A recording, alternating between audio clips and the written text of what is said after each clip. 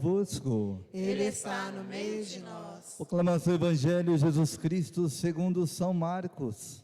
Glória a vós, Senhor. Naquele tempo, Jesus voltou para casa com seus discípulos. E de novo se reuniu tanta gente que ele nem sequer poderia comer.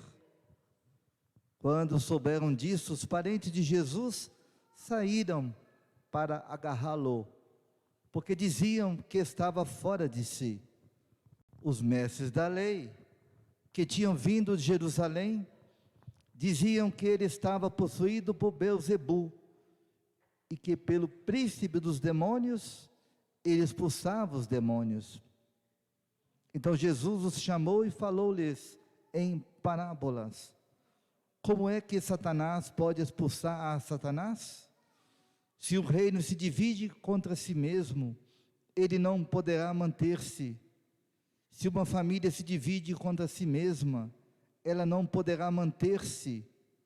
Assim, se Satanás se levanta contra si mesmo e se divide, não poderá sobreviver, mas será destruído.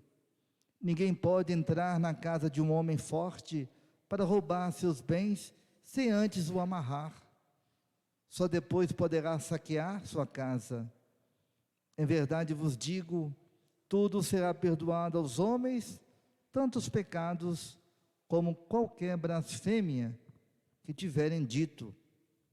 Mas quem blasfemar contra o Espírito Santo nunca será perdoado, mas será culpado de um pecado eterno. Jesus falou isso porque diziam, ele está possuído por um espírito mau. Nisso chegarão sua mãe e seus irmãos. Eles ficaram do lado de fora, mandaram chamá-lo. Havia uma multidão sentada ao redor dele. Então lhe disseram, tua mãe e teus irmãos estão lá fora à tua procura. Ele respondeu, quem é minha mãe e quem são meus irmãos? E olhando para os que estavam sentados ao seu redor, disse, aqui estão minha mãe e meus irmãos.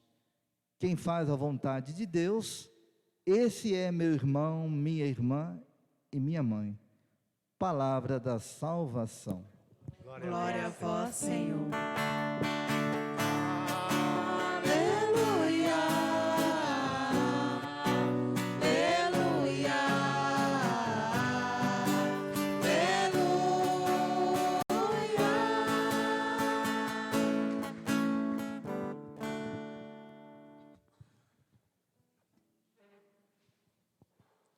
Irmãos e irmãs, vamos assentar, meditar, a palavra de Deus, nessa manhã tão bonita, que nos convida a se alegrar, com a palavra de Deus.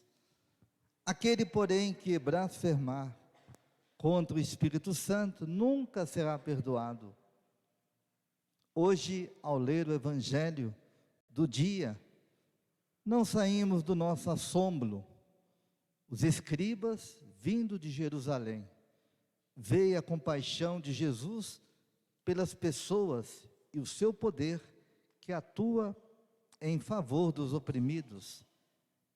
E apesar de tudo, diz-lhe que está possuído por Beelzebu e expulsa os demônios pelo poder dos príncipes dos demônios. Realmente ficamos surpreendidos ao ver até onde podem chegar a cegueira e a malícia humana, nesse caso de uns letrados. Tem diante de si a bondade em pessoa, Jesus, o humilde de coração, o único inocente, e não se apercebem. Eles deviam ser os entendidos, os que conhecem as coisas de Deus para ajudar o povo, e afinal, não só não o reconhecem, como o acusam de diabólico. Como esse panorama era caso para dar meia volta e dizer, ficai aí, mas o Senhor sofre com paciência esse juízo temerário sobre a sua pessoa. Como afirmou São João Paulo II, ele é um testemunho insuperável de amor paciente e de humilde mansidão. A sua condescendência sem limites leva-o, inclusive, a tratar de remover os seus corações, argumentando com parábolas e considerações razoáveis, até que, no final, adverte com a sua autoridade divina, que esse fechar de coração, que é rebeldia diante do Espírito Santo, ficará sem perdão. E não porque Deus não queria perdoar, mas porque para ser perdoado, primeiro, cada um tem que reconhecer o seu pecado. Como anunciou o Mestre, é longa a lista de discípulos que sofreram a incompreensão quando agiam com toda boa intenção. Pensamos, por exemplo, em Santa Teresa de Jesus, quando tentava levar a mais alta perfeição às suas irmãs.